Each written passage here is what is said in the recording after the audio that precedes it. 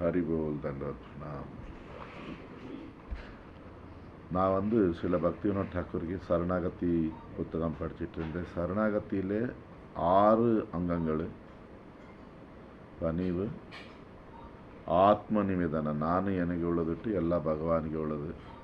எப்போவுமே இது நான் ஒரு நாள் பணிவாக இருப்பேன், 4 நாள் அப்படி இருப்பேன், அப்படி இல்லை. சரணாகதி சொன்னால் பகவானுக்கு சரணாகதாச்சு, நீ எப்போவுமே பணிவாக இருப்பேன், எப்போவுமே நானும் எனக்கு உள்ள பாவம் வைக்க மாட்டேன், எப்போவுமே நினைப்பேன் பகவான் தான் இந்த உலகம் நடத்திட்டு இருக்காரு, என்ன நடக்குதோ அவர் விருப்பம், அவர் இஷ்டம், பகவான் என்னை கண்டிப்பாக காப்பாற்றுவார், பக்திக்கு இடைஞ்சில் உள்ளது விட்டுடுவேன், பக்திக்கு அனுகூலம் மட்டும் பண்ணுவேன். இந்த 6 எப்போ நித்தியமாக எடுப்போம், அப்போ தான் சரணாகதி. இல்லை 6 மாதம் இப்படி இருப்பேன், 6 மாதம் அப்படி இல்லை.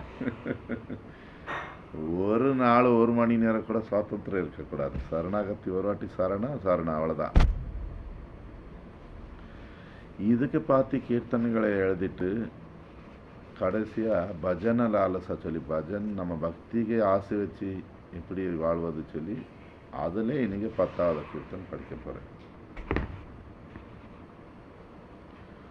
बड़ा गुरुदेव बड़ा कृपा करी गौडवन माझे गोदरू में दियाचे स्थान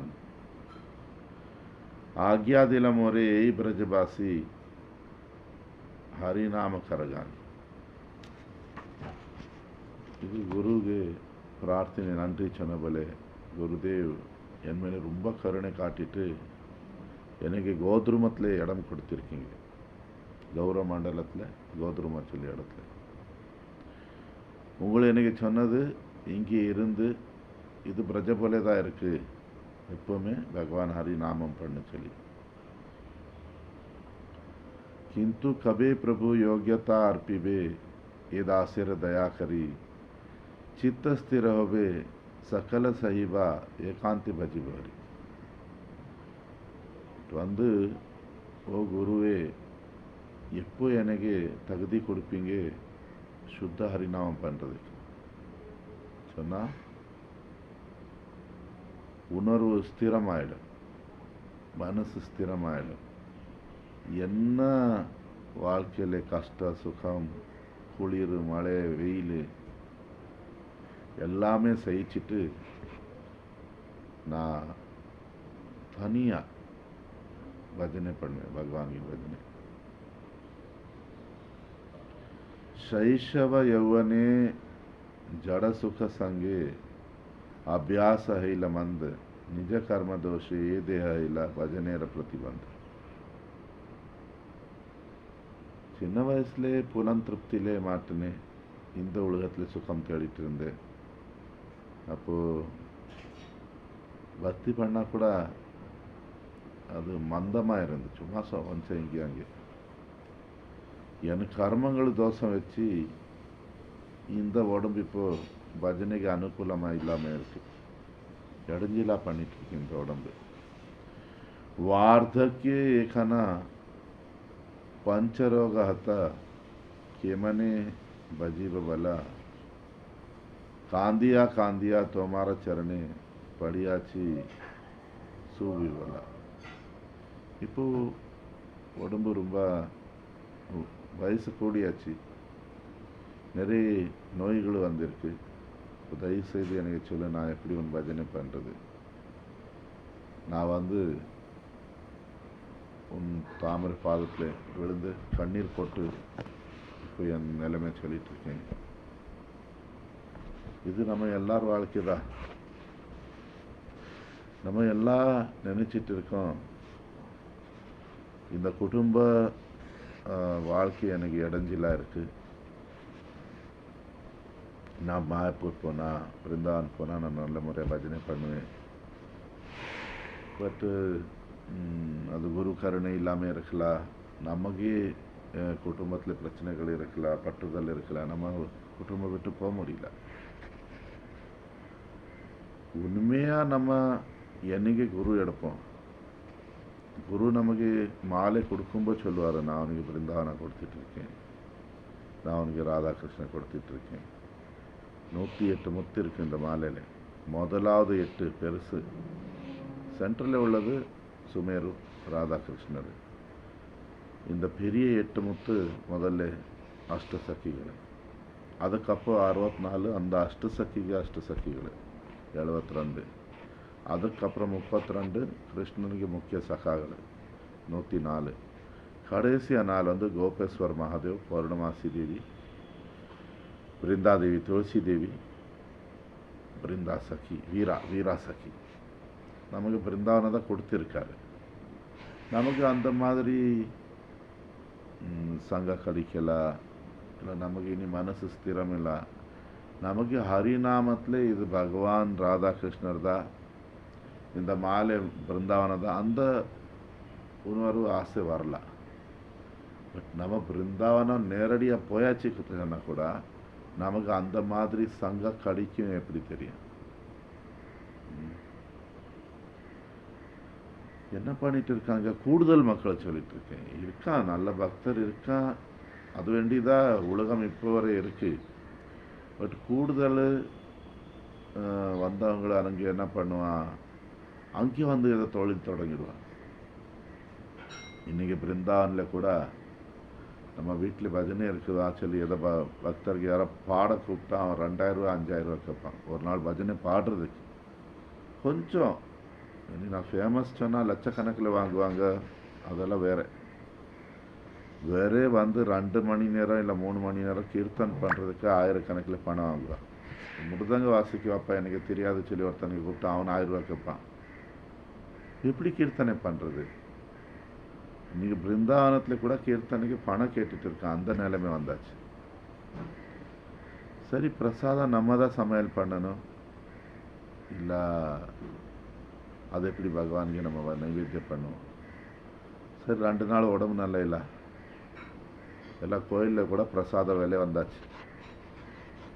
பணம் இல்லாமல் எந்த கோயிலில் பிரசாதம் கொடுக்க மாட்டான், அந்த நிலைமை வந்துட்டு இருக்கு. ரொம்ப கம்மி கோயில் மடம் அப்படி இருக்கலாம் எங்கே பிரசாதம் கொடுப்பான். இன்னைக்குள்ள நிலைமை சொல்லிட்டு இருக்கேன்.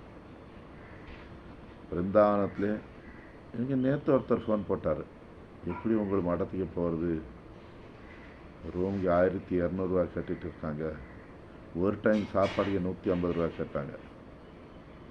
குரு மகாராஜ் சில பக்தர் நம்ம போல பைத்தியக்காரர் இருப்பார், நமக்கு பயந்து அங்கே யாரும் பேசாமல் இருப்பான். இல்லை அங்கே இந்த முரளி பிரபு கொண்டு வந்திருப்பார், உங்களுக்கு ஏதோ சமாதானம் பண்ணியிருப்பான். தனியாக போனால் தான் தெரியும் என்ன நடக்குது.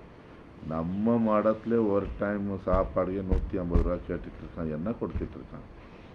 அது பணம் கொடுத்த அப்புறம் அது பிரசாதமா? பிரசாதம் சொன்ன என்ன? பகவானுக்கு அருள், பகவான் கருணை. பகவான் கருணை எப்படி விற்கிறது? கருட புராணத்தில் 2 மிகப்பெரிய பாவம் சொல்லியிருக்கு. அது பகவானுக்கு சாஸ்திரம் புத்தகம் விற்கிறது, பிரசாதம் விற்கிறது. சரி, புத்தகம் நமக்கு பிரபுபாத் சொன்னார் சர்ச் பண்ணலாம். எப்படி சர்ச் பண்ணலாம்? நமக்கு என்ன பிரிண்டிங் காஸ்ட் வந்திருக்கு அதே காஸ்ட்டில் நம்ம வந்து லாபம் பண்ணாமல் அது மக்கள் கையில் போகணும். பிரசாதம் எப்படி சேல்ஸ் பண்ணுறது, எப்படி வாங்கிறது? நம்ம அது பணம் கொடுத்து வாங்கி எப்படி வாழ்க்கை வாழுறது? மடத்தில் வாழ்வது அவ்வளோ ஈஸி இல்லை, வெளியில் வாழ்வது அவ்வளோ ஈஸி இல்லை. பணத்தின் விளையாட்டாயாச்சு. சத்தியுகத்தில் மக்கள் ஒரு வயசாகும்போது குடும்பமும் தன் ஊர் விட்டு காசியில் போய், நம்ம சவுத்தில் சாதாரண சொன்னால் காசியில் போய் சாவன்னு சொல்லி, இல்லை இனி வேறவங்களும் பத்ரி ஹரித்வார் அப்படி போய் அங்கேயே பஜனை பண்ணி சத்து போயிடும். அந்த தைரியம் இப்போ நமக்கு கிடையாது. அப்படி நமக்கு அமைதியாக அங்கே பஜனை பண்ணுறதுக்கு விட மாட்டோம். முன்னாடி எங்கே போய் உட்காருங்க, ஒரு மரக்கீழே உட்காந்தா கூட யாரும் கேட்க மாட்டான். இப்போது அப்படி ப்ரைவேட் மரங்களுக்கு கீழே போனால் இங்கேயா உட்காந்துருக்கேன் 2 நாள் பார்ப்பான். சொன்ன வந்தது ನಮಗೆ ನಮ್ಮ ಗುರು ವಿಶೇಷமாக நம்ம பக்திಗೆ குரு ஆச்சாரியா சில ரூப கோஸ்வாமி, பிருந்தாவனம் போங்கோ, மாயாப்பூர் போங்கோ, இப்படி பண்ணுங்க, இது சொல்லவே இல்லை. நமக்கு அவர் கொடுத்த பக்திக்கு பேர் நம்ம ரூபானுக சொல்லுவோம். அந்த ரூப கோஸ்வாமி மேலே மதிப்பு வச்சு அவருக்கு சொல்லி கொடுத்தது சொல்லி இல்லை, அதுக்கு பேர் ராகானுக பக்தி. எதுவரை நமக்கு பகவான் கூட ராகா சொன்னால் பற்றுதல் வராதோ அதுவரை பிருந்தாவனம் போகக்கூடாது. பகவானில் பற்றுதல் வந்தாச்சு, எல்லாம் பகவான் பார்த்துடுவார். அந்த நிலைமை வேறு, நம்ம வாயில் சொல்கிறது வேறு. அந்த நிலைமையில் பிருந்தாவன் போவார். யார் என்ன பண்ணிகிட்ருக்கான் நமக்கு வெளியில் உள்ள இதே இல்லை. நான் என் ஃபோக்கஸ் பஜனையில் இருக்கு. என்ன இப்படி பண்ணிகிட்ருக்கான், ஏன் பணம் கேட்டுட்டு இருக்கான், இது அந்த நிலைமையில் போகாதுங்க. சஞ்சலம் மனசு வச்சு பிருந்தாவனம் போனால் அபராதங்களை பண்ணி திரும்பி வந்துடும். வந்து பொறுமை உறுதி வச்சு போகிறது, முழு விசுவாசம். நான் உயிரோடனே இருக்கணும், சாகணும், நான் பிருந்தாவனத்தில் இருப்பேன், நான் பஜனை பண்ணுவேன், வேறவங்களை என்ன பண்ணிகிட்ருக்கான் பண்ணேன், அந்த உறுதி வர்றது ரொம்ப கஷ்டம். பெஸ்ட்டு ரூப கோஸ்வாமி சொல்லி கொடுத்தது என்ன சொல்லிட்டு இருக்காரு, ராகானுக பக்தி. நம்ம எங்கேயே இருக்கோம் அங்கே இந்த ஸ்மரணை கூட்டுறது, நம்ம மனசில் உணர்வில் பகவான் ராதாகிருஷ்ணருக்கு லீலைகளை சிந்தனை பண்ணி சேவிக்கணும். நேற்று ஒரு பக்தர் ஒரு கேள்வி கேட்டாருங்க, பிரேமமும் சேவை ஒன்றா வேற ஆச்சு. ஒன்று தான் சொன்னேன், பிரேமம் சொன்னால் அனுபு இருந்தால் தான் நம்ம சேவை பண்ணுவோம். எனக்கு ஏதோ பிரேமம் குறைஞ்சிருக்கு சொன்னால், எப்படி பிரேமம் குறைஞ்சிருக்கு சொன்னால், ஜபம் பண்ணும்போ தியானம் பண்ணும்போ பகவான் நினைவு வர்றாதா, இது வருது, அது நினச்சிட்டு இருக்கேன், சேவை நடக்குது. அதே பிரேமம் சொன்னேன். பிரேமம் சொன்ன வேற ஒன்றும் கிடையாது, ராதே கிருஷ்ணருக்கு சேவை தான் பண்ணிட்டு இருக்கான், அதுதான் பிரேமம். பலராமர் கிருஷ்ணருக்கு சேவை பண்ணிட்டு இருக்காரு, அது பிரேமம். மகாதேவன் சிவன் கூட சேவை பண்ணிட்டு இருக்கிறார், அது பிரேமம். பிரேமத்தில் நிறைய விதங்கள் இருக்குது. ஒரு சாதாரண ஒரு பக்தன் பண்ணுறது, பகவானுக்கு சேவை பண்ணுறது பிரேமம் தான்.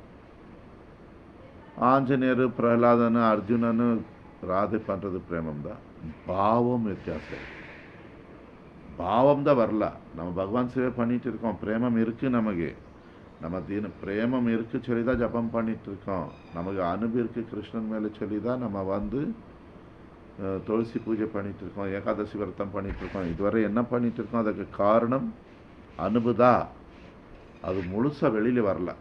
வெளியில் வர்றது சொன்னால் ஒரு பாவமாக வரல, கிருஷ்ணர் கூட ஒரு சம்பந்தமாகல. இவன் எனக்கு கணவனா, இவன் எனக்கு மகனா, இல்லை எனக்கு ராமரா, லக்ஷ்மி நாராயணரா, ஏதோ ஒரு உருவில் சம்பந்தமாகலை. அனுபு இருக்கு, அனுபு இல்லாமல் குரு கிடைக்க மாட்டார், குரு நமக்கு மாலையே கொடுக்க மாட்டார். நமக்கு அந்த முழு முதல் கடவுள் மேலே அனுபு இருக்கு சொல்லி தான் நமக்கு மாலை கிடச்சிருக்கு, மந்திரம் கிடச்சிருக்கு. இப்போ என்ன குறை இருக்குது, ஒரு ஸ்திரமான சம்பந்தம் வரல, உறுதி வரல. அந்த உறுதி வந்தாச்சு சொன்னால் அனர்த்தம் போயிடும், எந்த விதமான தொல்லை இருக்காது. அப்போ உங்கள் வீட்டில் இருந்தான்னா உங்கள் தாமனை அந்த பிரகலாதன் போல, மீராபாய் போல அந்த நிலைமை வந்துடும். வெளியில் என்ன கஷ்டங்கள் வந்துட்டு இருந்தால் நமக்கு அது தெரிய தருது. இப்போ நமக்கு கஷ்டம் வரும்போது, நம்ம பார்த்து யாரும் தவறு பண்ணும்போது நமக்கு ரொம்ப கஷ்டமாக இருக்குது, என்ன இப்படி பேசிகிட்டு இருக்காரு. நமக்கு யாரும் துரோகம் பண்ணும்போது நமக்கு மனசு நோய் வருது. நமக்கு யாரோ 10 சொல்லும்போது நான் கூட 2 சொல்லுவேன், என்ன அப்போ விட்டுடணும், நான் முட்டாளை நினச்சிட்ருக்கேன். இப்படி நம்ம வந்து மரம் போல சைப்புத்தனம் வரல, புல் போல பனியும் வரல. நேற்று இங்கே யார் வீட்டில் இருக்கேன், அவர் அதை கேட்டார். எனக்கு வந்து சைப்புத்தனம் பற்றி எனக்கு புரியாமல் இருக்கு சொன்னார். நான் சொன்னேன், ரொம்ப ஈஸி, மகாபிரபு சொல்லியிருக்காரு, ஒரு மரம் யாருமே வெட்டினா வெட்டாது சொல்லாது சொன்னால், நம்ம பார்த்து யாரும் தவறு பேசலாம், நமக்கு யாரும் ஏமாற்றலாம், நம்ம தள்ளிடணும், பின்னாடி வந்துடணும். நம்ம அவருக்கு சேலஞ்ச் பண்ண போனால், போட்டி பண்ண போனால் போச்சு, அது சைப்புத்தனம் கிடையாது. அதே போல் பசிக்கும்போது மரம் யாருக்கும் சொல்லாது.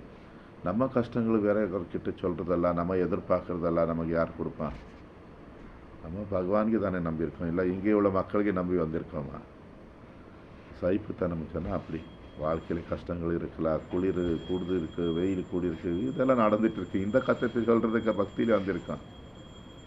அந்த சைப்புத்தனம் வந்தாச்சு சொன்னால் எல்லாருக்கும் மதிப்பு கொடுக்கறது, சங்கம் பண்ணுறதுக்கு சொல்லலை, நம்ம வந்து ஜப்பம் பண்ணுறது.